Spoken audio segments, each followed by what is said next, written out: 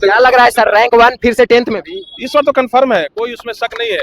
10th में ही, ये 12th में भी हम लोग रैंक 1 दिए हैं, 10th में भी इस बार रैंक 1 आएगा, तय है इसमें नो डाउट। सर। बहुत सारे स्टूडेंट ये उम्मीद में थे कि हमारे पास भी कॉल आएगा और नहीं आया तो काफी ज्यादा परेशान होंगे उनको। कि अभी तो जमीन पर उतरे हैं, आगे आकाश में भी उड़ेंगे। बिहार का हर बच्चा कहता है हम भी टारगेट बोर्ड से ही पढ़ेंगे। प्रॉपर वेरिफिकेशन क्लास 10th का चल रहा है और अभी हम टारगेट बोर्ड के टीम और खासकर प्रिंस सर के साथ हैं और अभी काफी ज्यादा स्टूडेंट टारगेट बोर्ड से टॉपर वेरिफिकेशन में पहुंचे हैं और इंटर में इस बार मतलब 2026 में फर्स्ट रैंक टारगेट बोर्ड दिया है। तो सबसे पहले बहुत बहुत बधाई सर।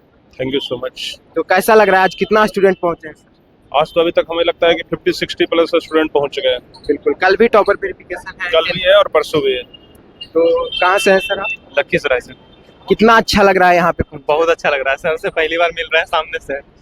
हमेशा से पुणे पे देखे थे हमें, लेकिन पहली बार चैनल पे और फोन पे ही देखे थे, लेकिन आज सामने से देख रहे हैं।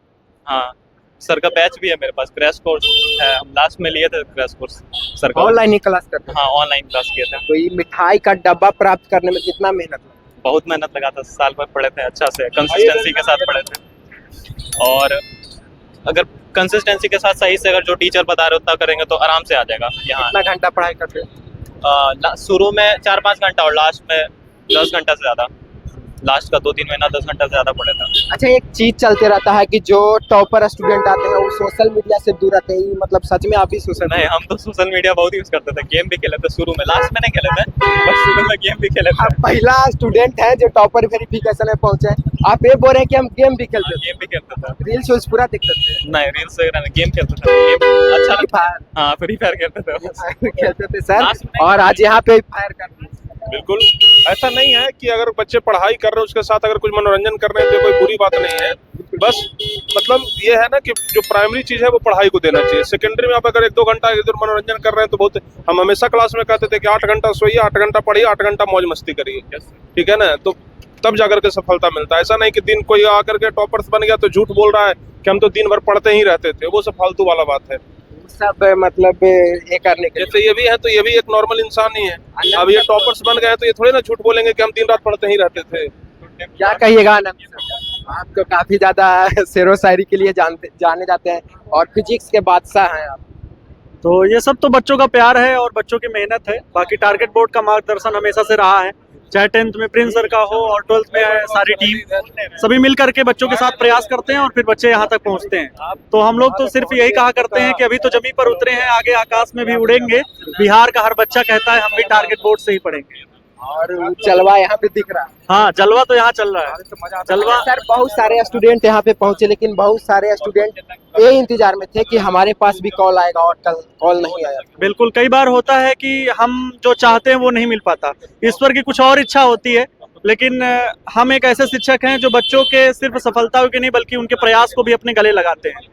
तो मैं उन बच्चों से यही कहना चाहूंगा कि अगर टॉपर वेरिफिकेशन या अधिकतम अंक जो आप चाह रहे थे वो नहीं प्राप्त कर पाए तो अभी धीरज मत खोएं, धैर्य रखें। अभी बड़ी लड़ाइयाँ जब लड़नी होती हैं और जब वो जीतनी होती हैं तो दौर भी लंबा तय करना पड़ता है और रास्ते जब लंबे होते हैं ना तो धैर्य रखना जरूरी होता है।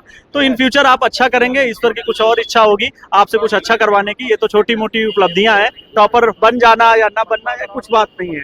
अभी तो ये छोटी मोटी सीढ़ियां हैं, अगर हवा में उड़ना है तो फिर लंबी लड़ाइयां लड़नी पड़ेंगी। और 11th के बाद आपका सर का साथ? हाँ, बिल्कुल बिल्कुल, 10th के बाद हम आपको वेलकम करेंगे, 11th में 12th में बिल्कुल साथ देंगे।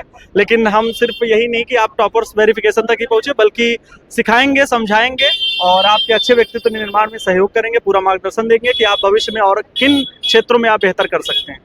क्या कहिएगा सर? सर, बहुत सारे स्टूडेंट ये उम्मीद में थे कि हमारे पास भी कॉल आएगा और नहीं आया तो काफी ज्यादा परेशान होंगे उनको कुछ? देखिए, सबसे पहली बात तो यह है कि निराश नहीं होना है।